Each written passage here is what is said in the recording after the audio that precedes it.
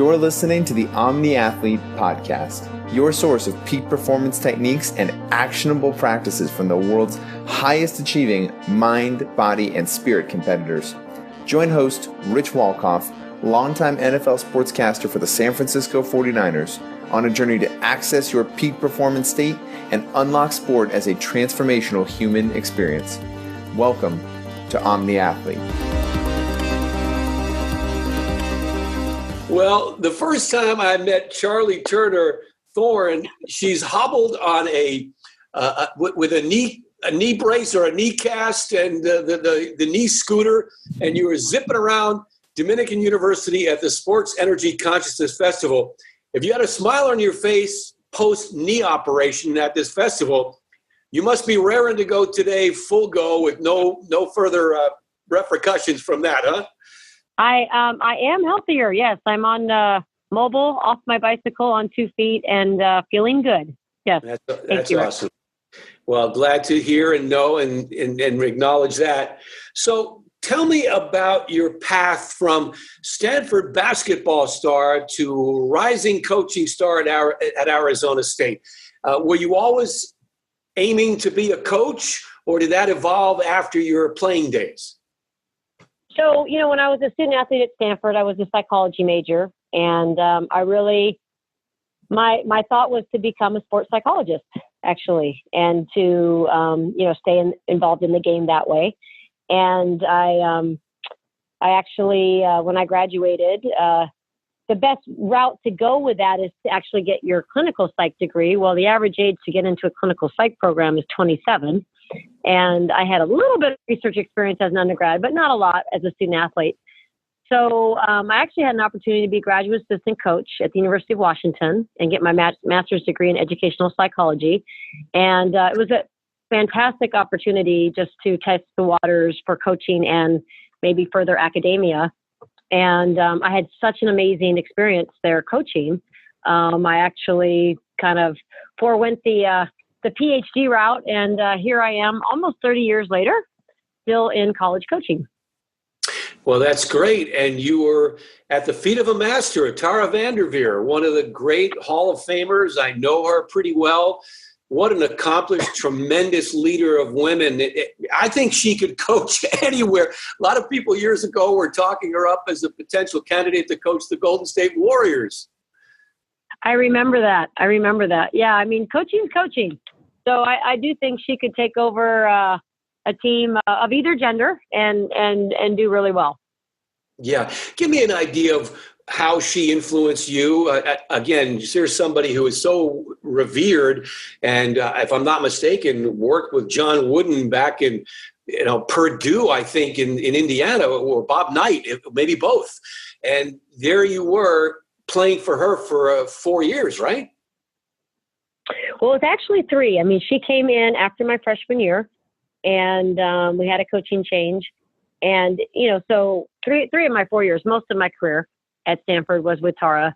And, I think I really learned a lot from her, especially since I went into coaching, just the way she, taught us to prepare, in terms of, what it takes to win, at every level, at the highest level as well.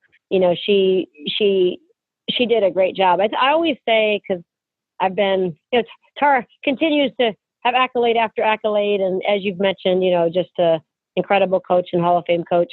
So I get asked about her a lot. And I think, if I had to say, one of her greatest gifts is just like, she really does get the most out of her players. Obviously she's demanding, but, she just really finds a way to get you to give everything that you have to give. I really felt I did that when I played for her. And I think she's just been, it's incredible to have that legacy where you have that consistency in winning. I don't think most people, to be honest, really understand how hard that is. Mm-hmm. Well, not just even though when you're at Stanford, it might be a little bit easier because people want to be there, especially female athletes. But I mean, I'm half kidding, but overall, yeah, it is amazing, the consistency. Yeah. So mentor, now rival, and you don't want to throw too many accolades her way because you're going to be facing her in a week or two, probably.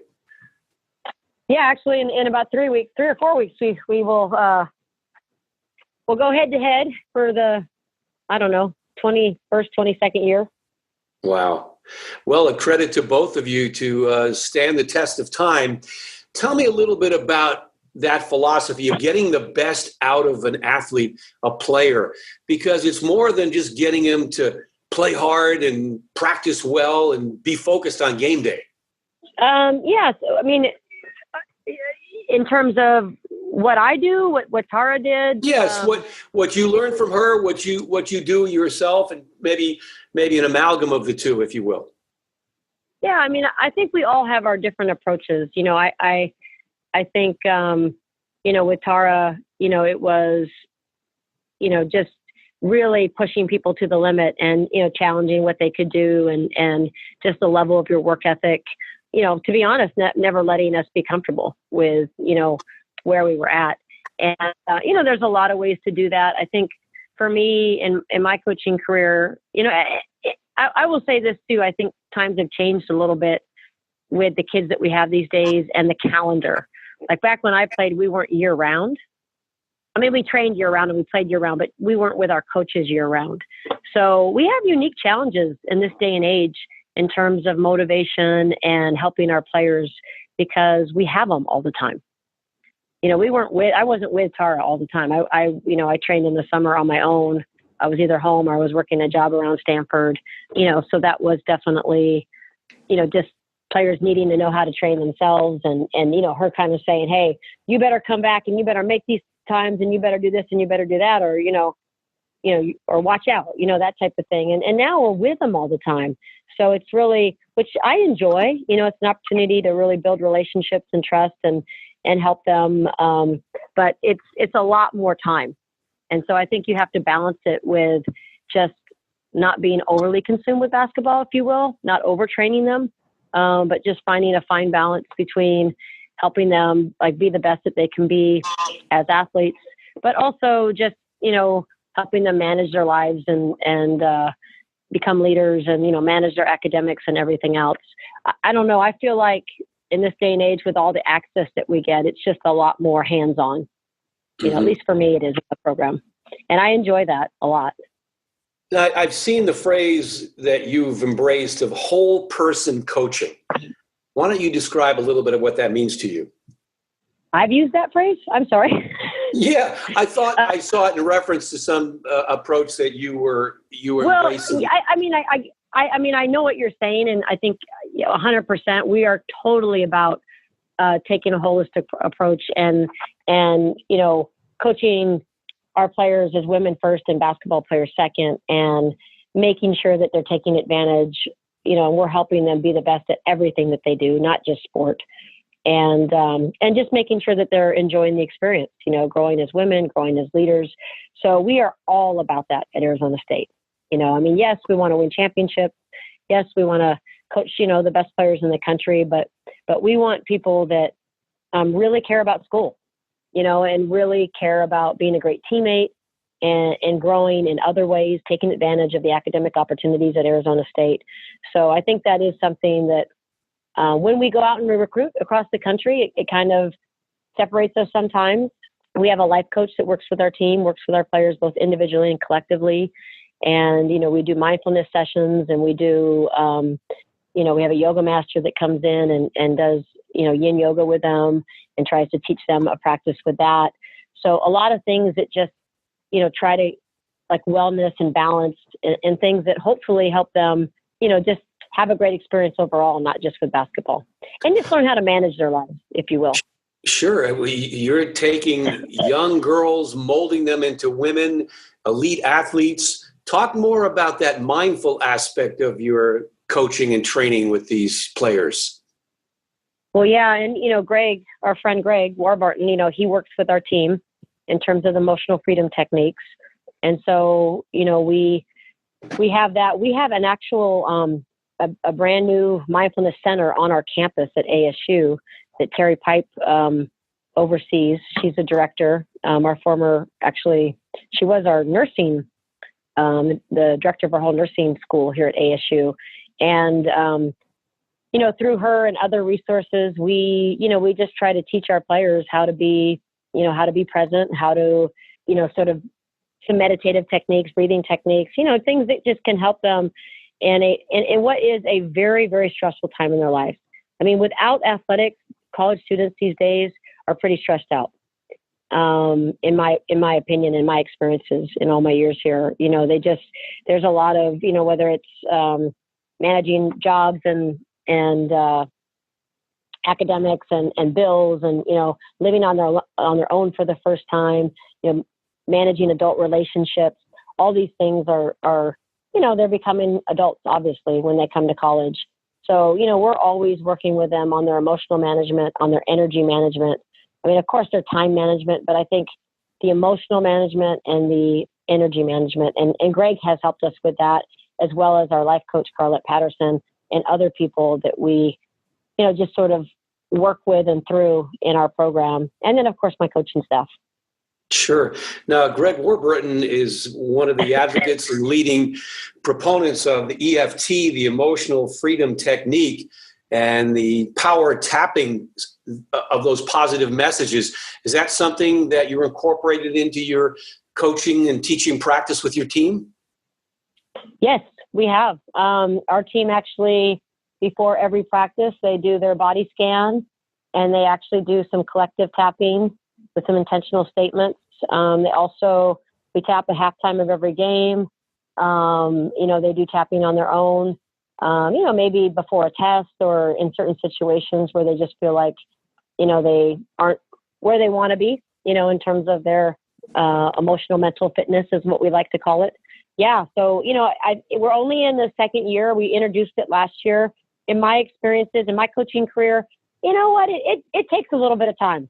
Like with our breathing and some of our yoga, the first 2 years, it's like, okay, yeah, we have to do this, Charlie. And then I think it just sort of gets embedded, and, the older players sort of go, listen, this is important. This really helps you. And that's what's starting to happen with our tapping.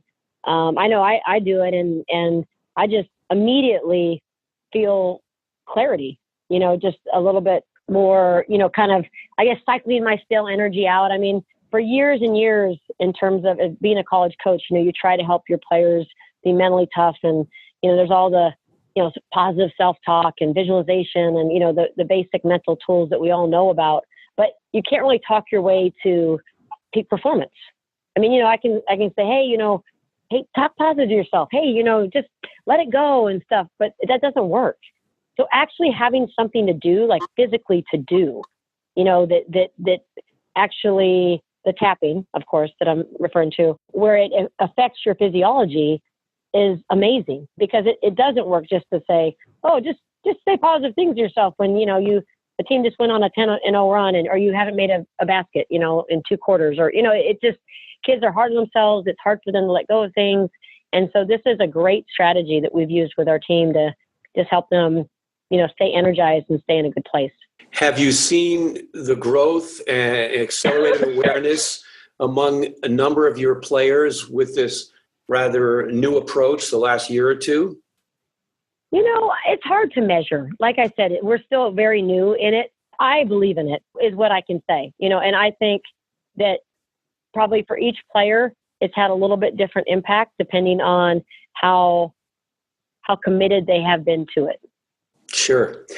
If you think of basketball, and it's frenzied 95% of the time, and then you step to the free throw line, and it's like golf, right? It's the polar opposite. Yeah. Everything stops, and you have time to measure that 15-foot free throw. But what an amazing mental challenge it is for so many to just get that peaceful, quiet moment in their minds so they can execute a rather perfunctory motion. But it's still a challenge for so many. Well, I mean, yeah. I mean, I think, obviously, like you think about tennis and golf and the time to think about stuff, I mean, that's brutal, right? I mean, the reactionary stuff is a lot better, the less time you have to think. Usually can be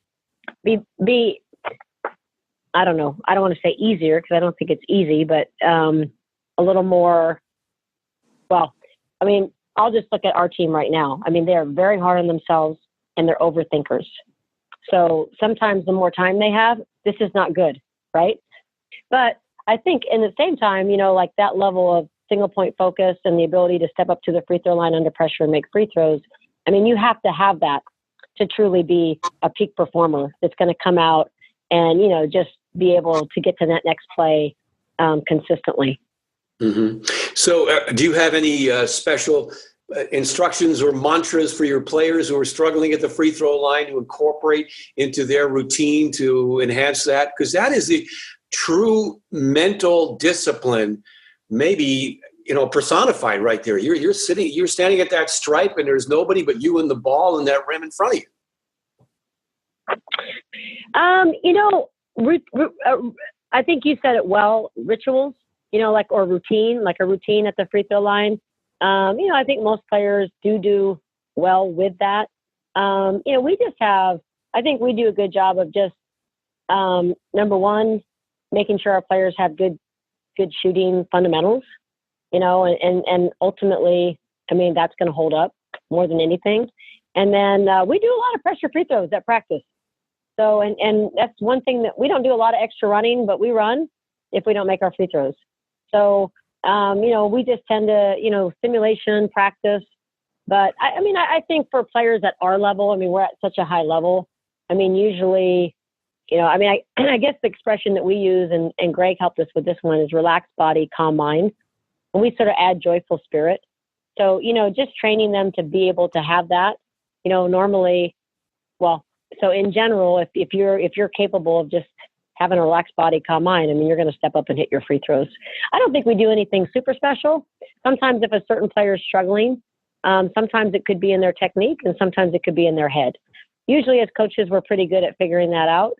And then, you know, we'll give them the appropriate strategy based on, you know, depending on which one it is. I like that trifecta: relaxed body, calm mind, joyful spirit.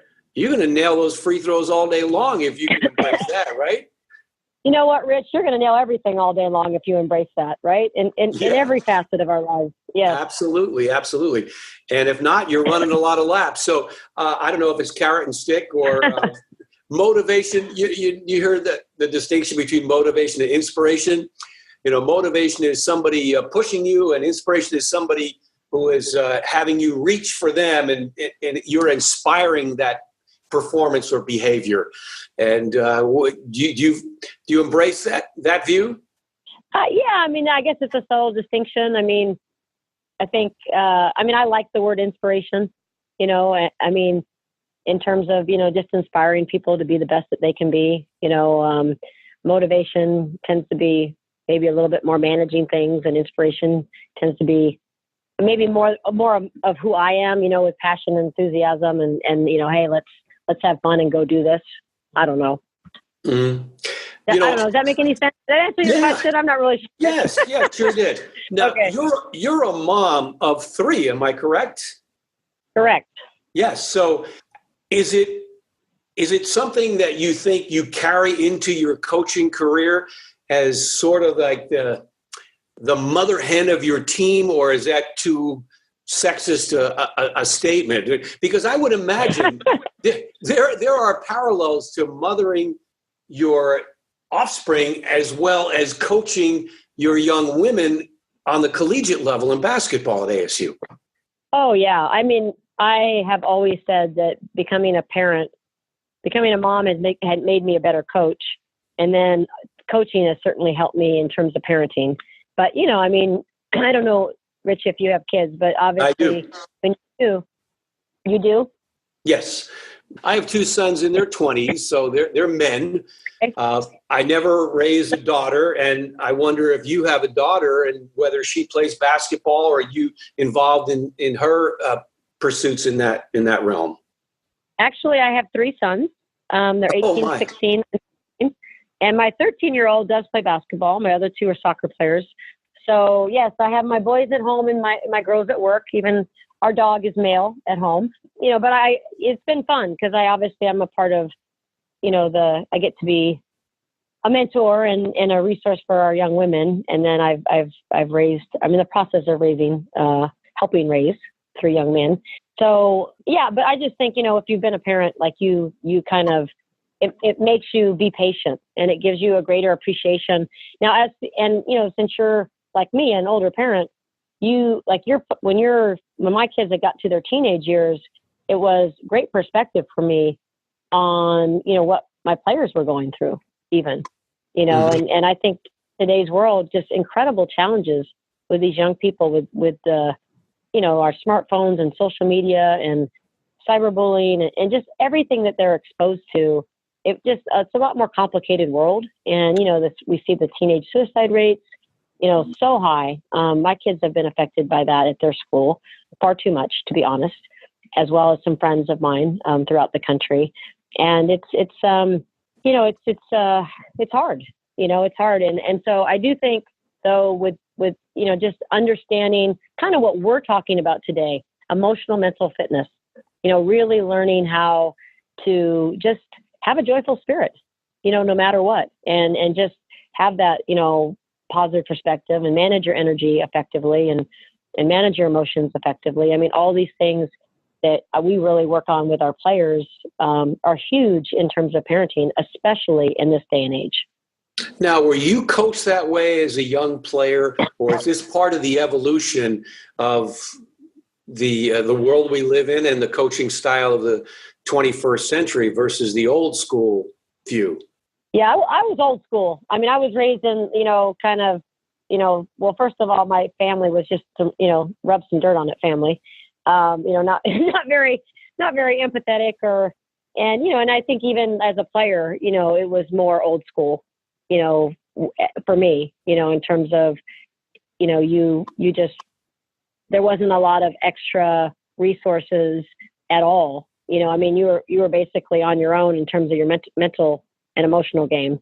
It's just kind of more survival of the fittest, really. And not that was all bad, because I think it challenged you, but I'd also think it was a little bit simpler world. Nowadays Sure. there's a lot more going on, and there's just a lot more, I think, even depression and anxiety in these younger generations than there ever was. At least it seems to me, and that's what the statistics are bearing out.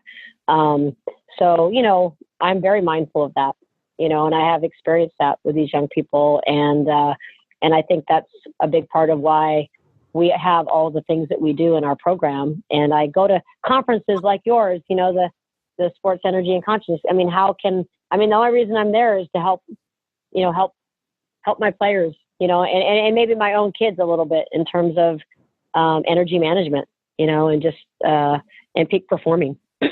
Sure. Well, if you're a better coach and you're a better mom, you're a happier person. It's a win-win-win, right? All the way around. I got to ask you. Oh, yeah. You're raising 3 sons. You're coaching, a couple of dozen women.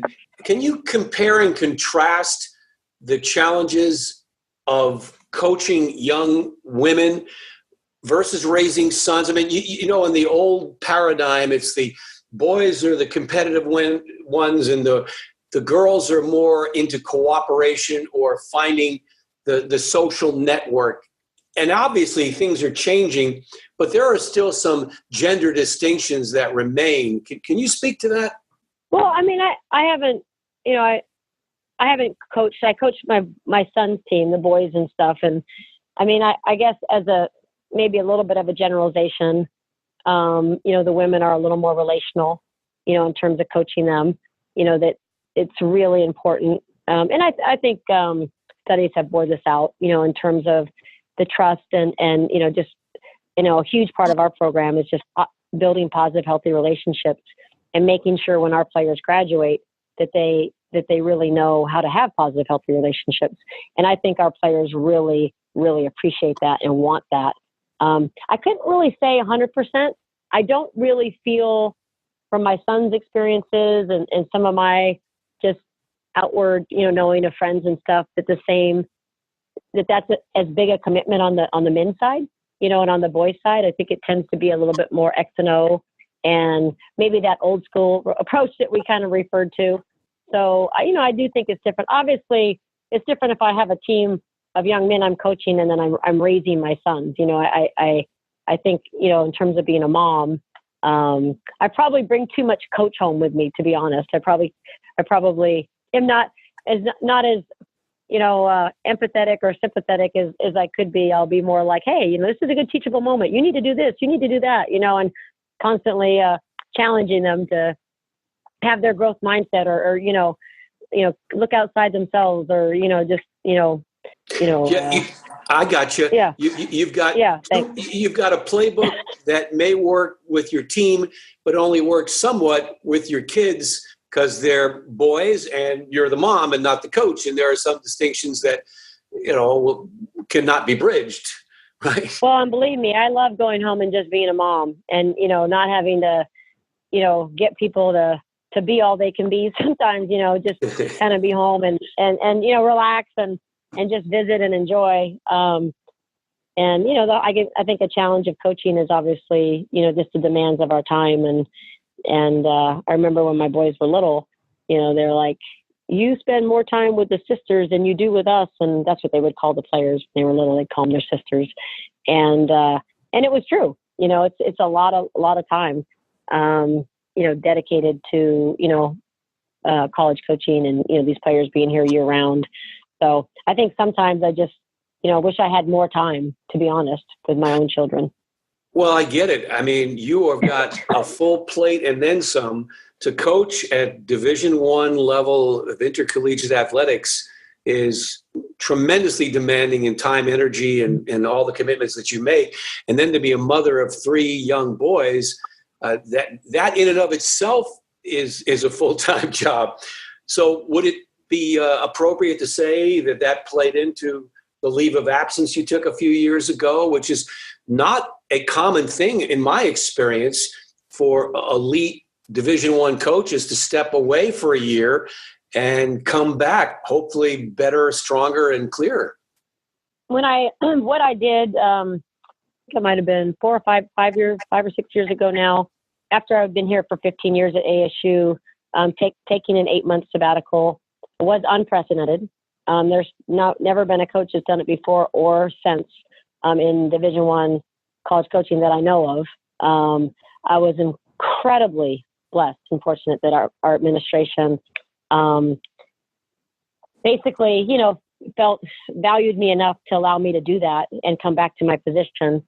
And, it was just an incredible opportunity for me to just step back and reflect.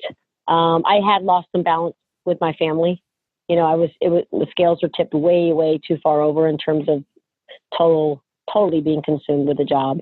And I just needed to get that back and just really, adjust. And it was when I stepped back, I immediately realized, okay, this is my calling. I do want to teach. I want to mentor, but I just need to take a breath and, get back in balance, if you will, Rich. Sure. Well, you were juggling a lot of balls, and I don't know if you could be the best mom, the best coach simultaneously. It's just incredibly demanding, I would imagine. So tell me about your consciousness at that time. What helped you through that? How you came to some of these realizations about finding the right balance in your life? Well, I think, as soon as I made the decision to do it, it was like the weight of the world. I had instant clarity. Just almost instantaneous, just, you go from managing 200 relationships a day to just sort of like, whew, okay, let me just take a breath. And so that was amazing. I'll just say that. I think it was just a really an amazing time for me to reflect on, am I doing what I love to do? Yes. Okay, how can I do it in this very unhealthy profession? Because it is. This is, I think anybody that's in college coaching, especially at this level, will pretty much tell you it's not the healthiest profession in the world. And so how can I move forward and still be, a good wife and a good mom, and, be as dedicated as I want to be, to my team, and to ASU and the program. And so, I started doing yoga I started meditative or mindfulness routines. I met with people, just to kind of talk through. And I mean, just the ability to take 7 or 8 months and step back and, you don't ever get to take really a breath in Division I college coaching unless you get fired. But, you really don't. And so like, it was an incredible opportunity for me to just sort of make sure that this was, what I wanted to do. And how could I do it better? How could I take care of myself better? Because I wasn't taking care of myself.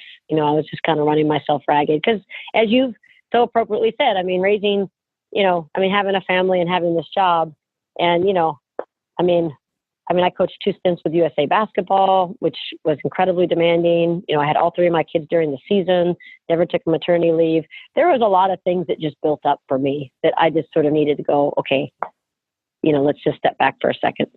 Sure. Understandable. I mean, you had more than a full plate. You had a huge buffet that was spilling over, but we can only do so much.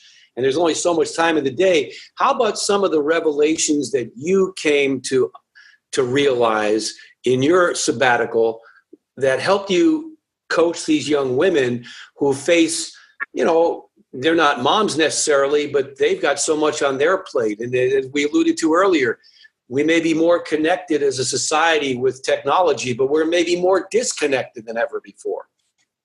Well, 100%. I think I was always committed to like building a really healthy culture for them, in terms of, positive relationships, like I've already talked about, and just having great, knowing how to have authentic communication and build trust.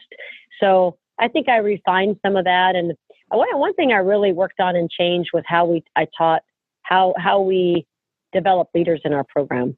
And I love the concept of horizontal leadership, where, it's not 1 or 2 people, but we give everybody leadership challenges in our program, and we grow all these women as leaders.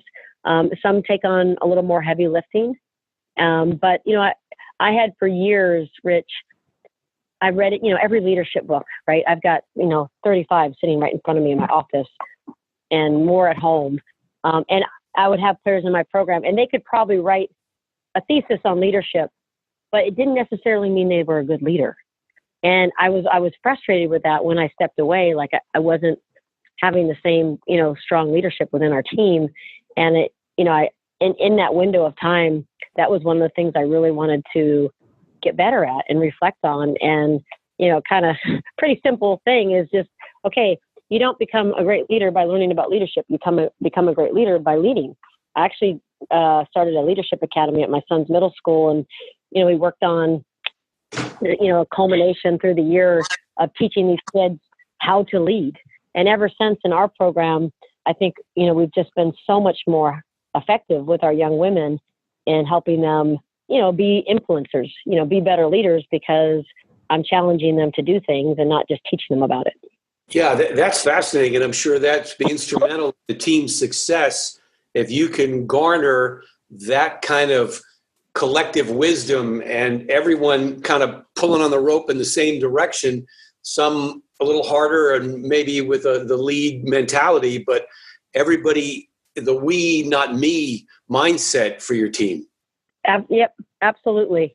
And just, basketball is a vehicle for these young women to, become strong, caring leaders, to go out, basketball is going to end. And then, we want them to be in a position to impact their communities, and other people's lives. And so, it's a huge part of what we do here, in my opinion. Sure. Now, when you won the gold medal, kudos, congrats. It's awesome, in the World University Games in 2009 in Belgrade, if I'm not mistaken. Did you have much interaction with coaches around the world that were in the competition, and maybe things that you gleaned from other nations and cultures' views on coaching and teaching at the collegiate level? I wish there would have been more fellowship. Those tournaments, because I was an assistant coach in 2007 at the World Championships, and then I was the head coach at the World University Games, and it's pretty fast and furious. You get there, you do some scrimmage games, and then you go right into the tournament. let's face it, for women's basketball in the USA, you don't even come home if you don't bring home the gold. I mean, we're used to winning. And so, there's a lot of pressure. It's really, everything is really fast. So you're pretty much just scouting and living with your coaching staff and your team and getting ready. So I think the players, because they would be in almost like an Olympic village, they would get to interact a little bit and sort of make some relationships. But for the coaches, I mean, we're all working, no play, right? we're scouting. And honestly, I mean, I've had 50 Chinese coaches visiting for the last 3 months, the last 2 years here. I mean, we're kind of the country that people look to. Not that we can't learn from other coaches in other countries, because we absolutely can. But I feel like, and I saw some things and stuff, but we truly, I think our level of coaching and how our players perform and our style of basketball is pretty good, pretty dominant. So yeah. I would say, I didn't really get to have, meet too many coaches over there, except to, wish them luck, before the game and shake their hands afterwards. But I definitely have a great feel for styles of different countries, and kind of what they do. And they're catching up. There's countries, I was in Italy this summer, watching one of my players, Riley Richardson, in the U19 tournament and recruiting a couple players over there. And, you definitely, certain countries, just are right there with us. I mean, Australia has always been really, really good, but other countries are strong as well. Mm-hmm. How about, the emotional development of these young athletes? And can you speak to that, about your involvement with consciousness and mindfulness as they evolve as athletes and as women? Yeah, I mean, I feel like I've sort of alluded to some of the things that we do. I mean, I just think that is part of my job, and my coaching staff's job is just to help them with that. To not assume that they're going to come every day and know how to kind of get themselves, ready to perform. And then also just how to help them every day manage the pressures of being a college student athlete in big time basketball program. So, we give them strategies on their own. I mean, they have a program called Calm Circle on their phones.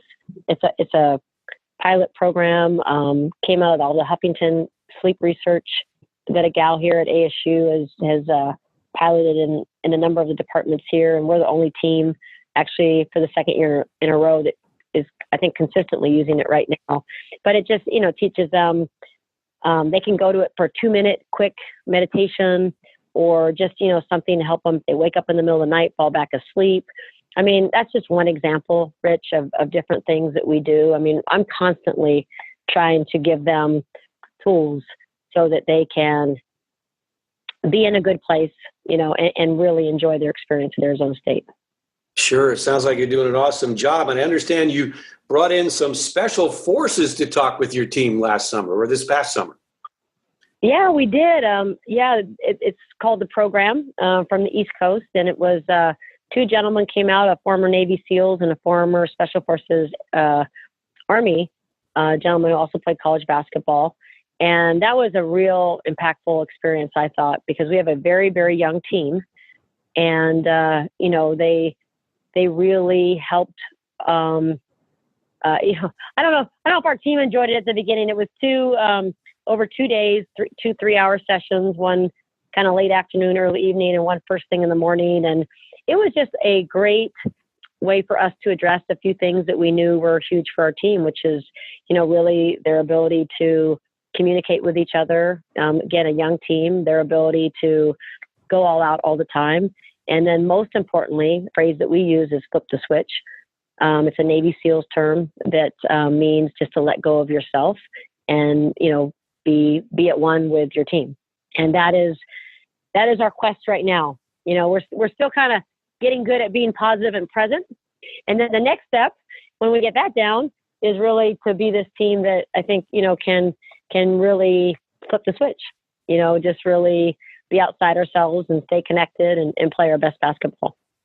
Well, that's noble stuff. And boy, Phil Jackson, Steve Kerr, many of the great NBA coaches would be right there with you and be giving you a way to go, coach. You got it going on. Hey, as we wrap this up, we call this interview the Omni Athlete, where the mind, body, spirit is the collective wisdom in peak performance and getting in the zone. And when you think of how you coach and what you're doing, can you just tell me what the Omni Athlete means to you and how you incorporate those philosophies in your coaching?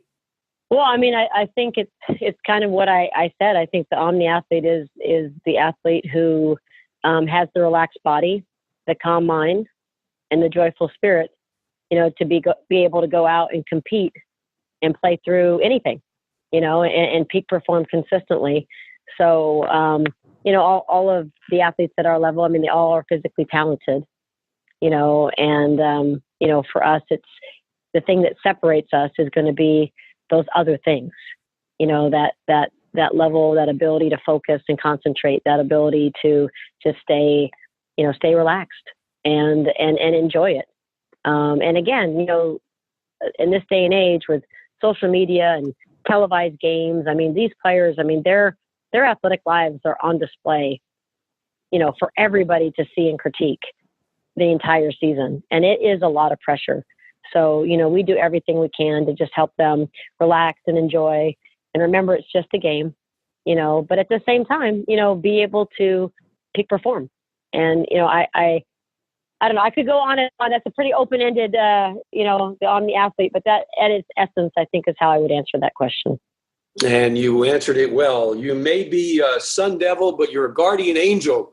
So it's all good, Miss Charli Turner Thorne. Thanks so much for your time. It's been fascinating, and best of luck to your team this year and beyond. Thank you so much, Rich. Really appreciate it. Been a pleasure. Thanks, Charli. Good luck.